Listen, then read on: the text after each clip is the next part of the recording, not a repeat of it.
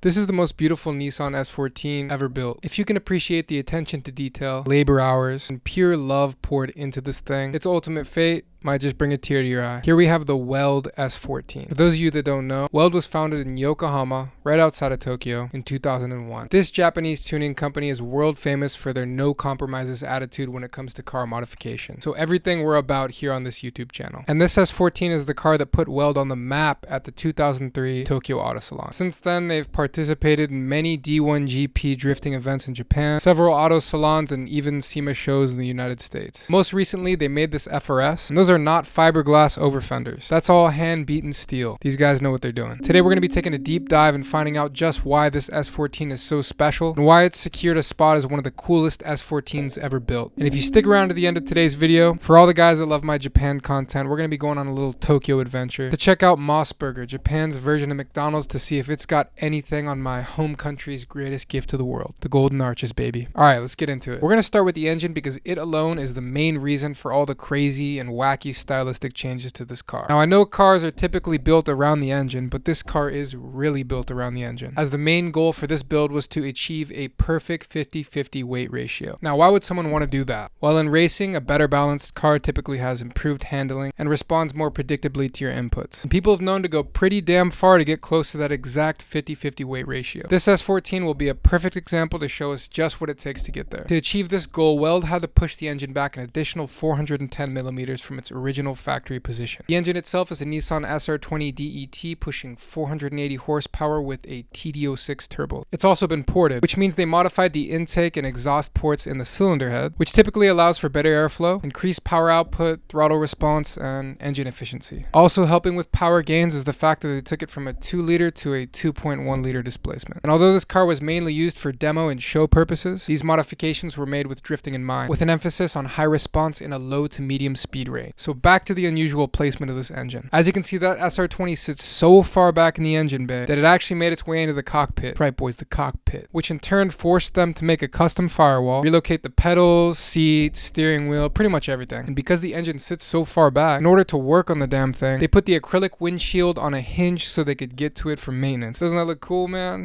That looks crazy. This is also the reason why the hood hinges in the opposite direction too, but I mean, whether the engine setup was a normal engine setup or not, I mean, I'd go for a hood setup like that. That looks so damn cool.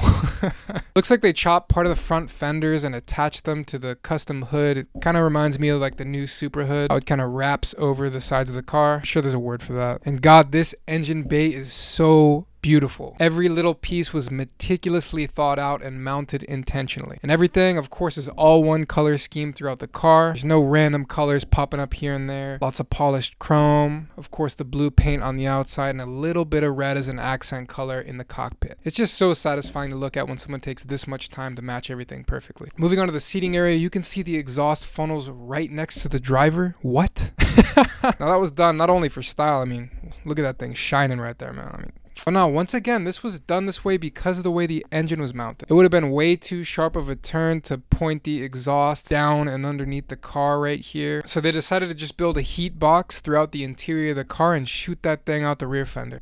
That's style right there. Looks like we got a Sparco steering wheel, Sparco seat, custom handbrake setup, all sorts of goodies in there, man. And in this picture, you can especially appreciate all of that attention to detail when it comes to the fabrication on this car. This is nice. To help with that 50-50 weight distribution, they routed the cooling all the way to the trunk. This is a very popular thing to do with professional racing, especially drifting. This particular setup sucks air from beneath the car through the radiator with a set of electric fans and out the rear through that beautiful custom Weld trunk grille. I love the way they take the extra time to cut or stamp their logo all throughout the car rather than just throwing a bunch of stickers on there. The livery, it's minimal, it's clean. It leaves room to appreciate the beautiful paint just how I like it. Full Vertex aero kit, and after all of that, Weld brought the chrome finish all the way down to the wheels with the set of 19-inch 3-piece Workmeisters, 9 inches wide in the front, 10 in the rear.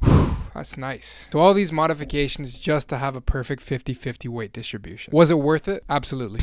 I mean, look at this car. Look at all the funky modifications we got to see because of it. Is it practical? No. It's a passion project. But most importantly, it was a marketing piece used to show off at automotive shows for the purpose of catching eyes and driving business to the shop. which is awesome. But for the average enthusiast with the stock 55-45 weight ratio S14, or maybe for a more modern car like the GT86 53-47, that's probably going to be just fine for most of your racing applications, especially if you're just doing local events and grassroots stuff. But a big thank you to Weld for taking the time to get crazy and inspire an entire generation with this build. And hopefully right now I'm showing some of you younger guys that have never seen this car before that it's really cool to pay attention to the little details. Maybe not go this crazy with your car, but to, you know, get creative and care about what your car looks like. This vehicle eventually ended up being sold to someone in the United States and received a Viper V10 swap along with some other questionable stylistic changes. Yep. I mean, I'm not going to sit here and lie to you guys and say that V10 swap is not cool as hell, because it is in any other S14 build, but not the one that Weld spent so much time making specifically for an SR20. But what do you guys think? If you had a car like this, would you have the heart to fuck it up this bad?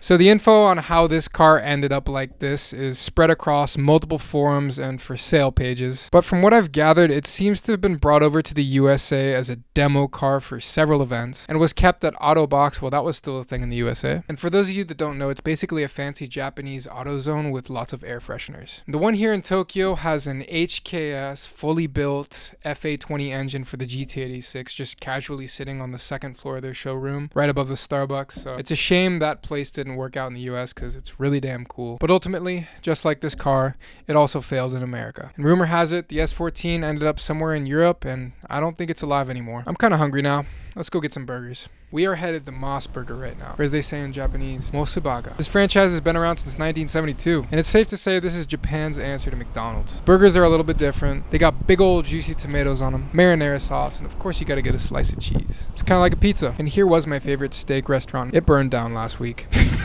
I need to see some sorry for your losses in the chat, boys. I really loved that place. Anyways, here we are. I came here for burgers, but I left with chicken too. They got me with that deal, boys. It was too good to resist.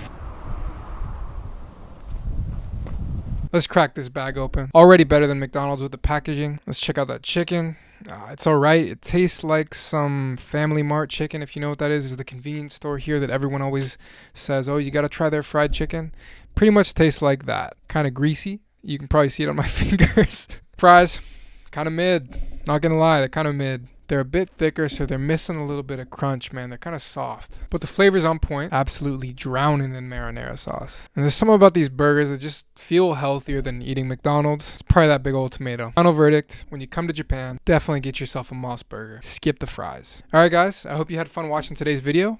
And yeah, later.